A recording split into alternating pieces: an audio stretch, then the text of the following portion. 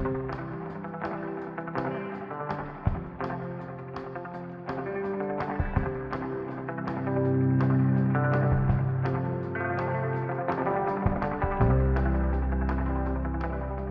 is how to stay positive while manifesting your dream life. It starts off with intention, and as we all know, that is the golden rule of spellcasting. But what if I told you it had more to do with your attitude too? What are you in this for? What are you wishing for? What do you expect the outcome to be? Is it self-absorbed, self-healing? Are your actions speaking at all? Or are the words louder than reality? You know what, I'm gonna go off script a little bit here because I just got really agitated by just the way that I look and I keep fixating on it. And the whole point of this video is to try to figure out how to not fixate on things that are kind of drawing negativity to you. And there's like a few things in my surroundings at this moment that are actually like really pissing me off. I feel like the landscapers or whoever's doing work outside somewhere has been here for like 3 hours and it's so loud and it's drowning out my own thoughts. It's just like one of those things where I'm like, just want to find inner peace. I just want to find inner peace. And like, it's just so fucking loud. And then the dog's barking at them. So I feel like I can't fake it. I can't just be like, yes, this is how we're gonna be positive right now. Because sometimes you're just like in a mood. And I'm not really actually in a mood, but like I'm getting like ticked off and it's making me hot, sweaty, and bothered. So we're gonna try to like come down from it and then we're gonna like absolutely press play and resume on this video that we are doing. Here's a lesson in not self-destruction. Whenever I get really, really agitated, it usually has to do with like what I'm wearing, what I'm feeling like, my surroundings. I start to get like almost like overstimulated in a sort of way, and that's kind of like what draws from my stresses. I'm just gonna pin my hair back for like 5 seconds. I'm gonna use like a Pixie just face spray. You literally use any face spray, it doesn't matter. It's just like a reset. I like to think of it as like you're stepping out of yourself and you're fine, everything's fine. It's kind of like you know, like when you like turn like your computer on and off. I look at it as like a restart. I don't know, so do it. was not gonna be in the video. Impromptu, but like very practical solutions to everyday positivity versus negativity problems.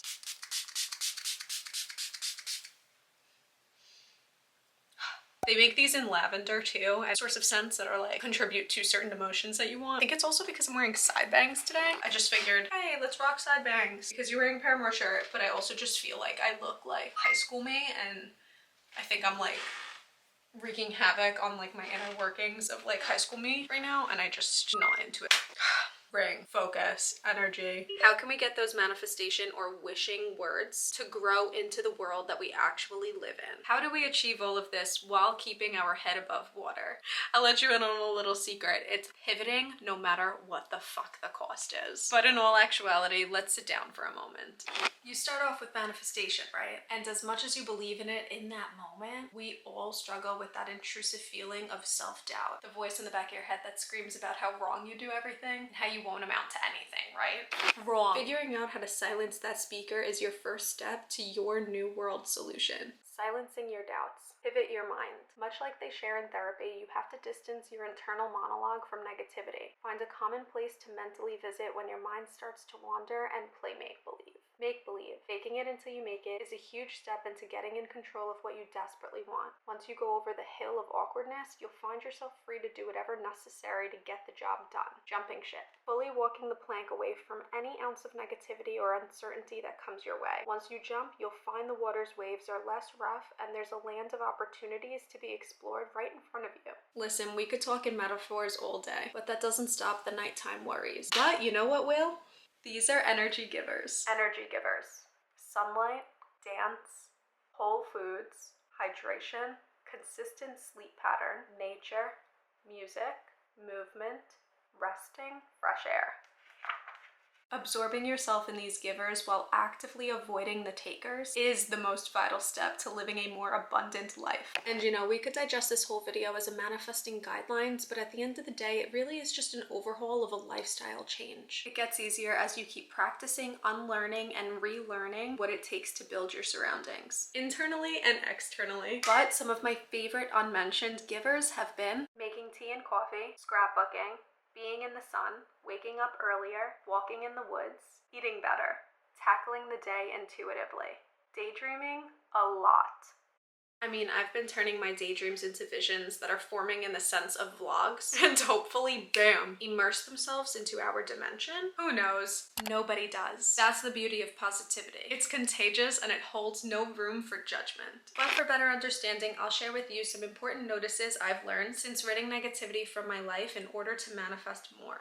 Here are some important things that I've noticed in this process of trying to eliminate negative thoughts. It's important to have no distractions. Specifically when you're manifesting, all of the distractions around you are something that's kind of like harboring and controlling your emotions and taking part in your energy. So like, yeah, we all want this peace and quiet, like, oh my gosh, like we need it. Like look at the beginning of this video. I thrive on like the peace and quiet, but I also do think that I can thrive in the chaos of it all. So like if you could just try to rid the distractions and kind of like silence them, that is the ultimate step or guideline into trying to figure out how you can get more out of your manifestations or out of your life. Intrusive thoughts are not your reality. There's a big difference between intrusive thoughts and negativity and self-doubt. So like these two things, they're not really synonymous. It sucks sometimes because you can tell when they are synonymous and you could tell when they are stemming from like that inner core. But guess what? Intrusive thoughts are just oftentimes that OCD or like that compelling like tick in the back of your brain, and it's just something you cannot control. If it's something that you control, boom, shut it out, shut it away. If it's something that you cannot control, there are so many practices that we can learn to make sure we don't dwell on the intrusive thoughts. Before, I'm literally filming and I'm sitting there and I'm like, oh my god, I'm so ugly. Oh my god, I look so bad. Oh my god, blah, blah, blah.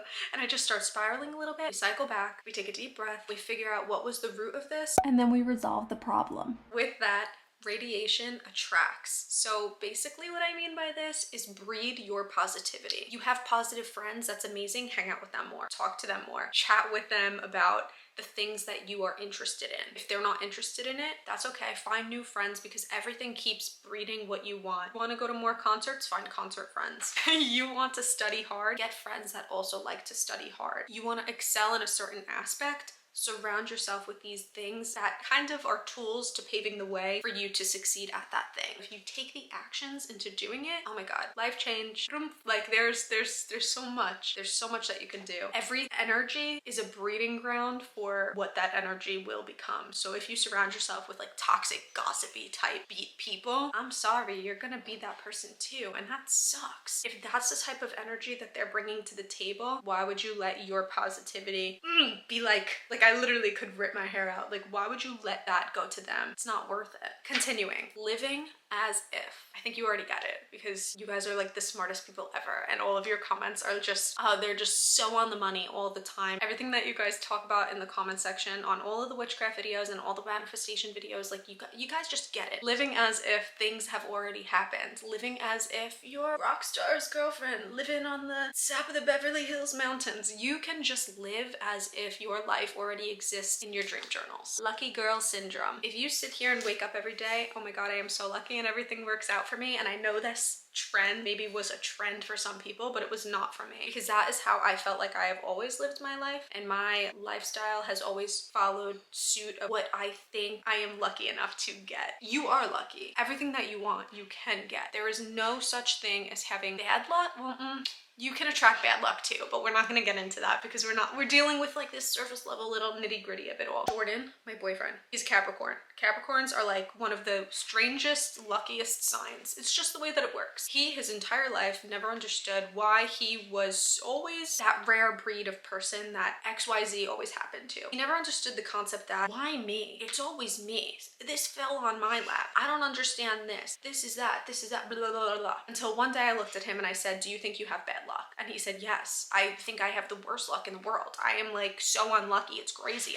The weirdest things always happen to me. And I just cut him off and I said, you don't have bad luck. You have too much luck. And ever since I said that to him, oh my god, it was like a switch, like a little like a freaking Jack in the Box like opened up, and his whole life became, oh, I guess I actually do have too much luck, because if I look at the instances in all the situations that I've ever been in, I've actually just been quite lucky. Luck all the time does not have to mean good luck. Luck could just mean luck on its own. You have the decision whether or not you want to turn it into a magnet for good luck, the best luck ever, or if you want to why me it. Just like we did before, you can shake the worry away. I have a few videos on my channel of grounding exercises. Those are very good tactics to follow if you want to manifest, but your anxiety kind of gets in the way. Practicing resilience. This is so hard, but it's so fun once you know how to do it. It's kind of like the overconfidence of being like, oh my gosh, do you know the TikTok trend? This is actually a very good example.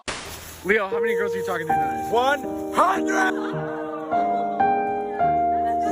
How many women are you gonna engage in conversation with tonight? 100!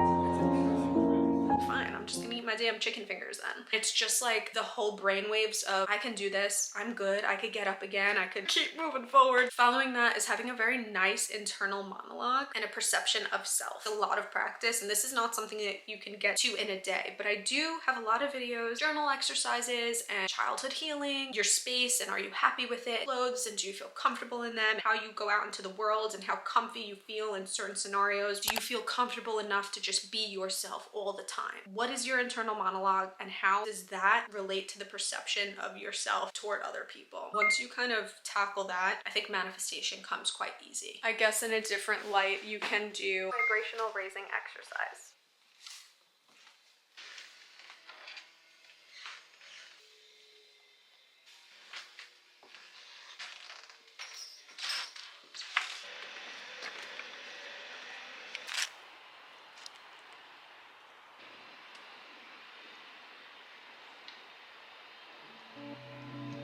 Almost 48 hours have passed since the fall of an atomic bomb and an attack upon the cities of man. And even now, we are only beginning to see the aftermath of a massive display of destruction and power that has uprooted our fragile sense of peace and civilized society. Despite the rubble, there is a predominant sense of wonder and marvel at the awesome nature of this technological juggernaut that bewilders the very core of the human psyche. Sometimes at night I let it get to me. And sometimes I'm sure it gets to all of us.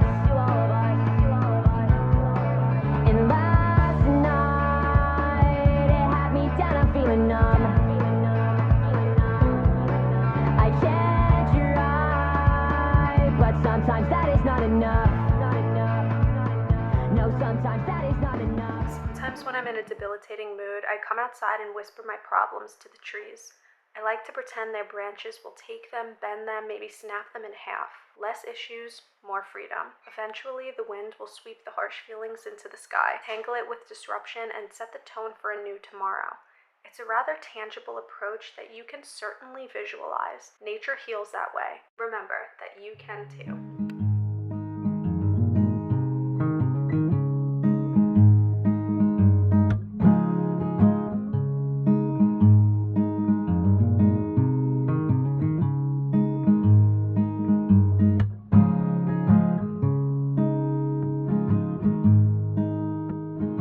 Thank you for taking the time to watch this video and kind of trust in me to guide you through this manifestation process. I really appreciate all of you guys' comments. I read honestly every single one of them, and sometimes I just tear up at the thought that some of you got into witchcraft because of me and some of you just feel like just hyper connected to me because I feel so hyper connected to you. And it's the strangest thing to just feel like you know people when you don't actually know them, and to feel like you're home when sometimes home doesn't feel that way. So please make sure you're subscribed if you are not.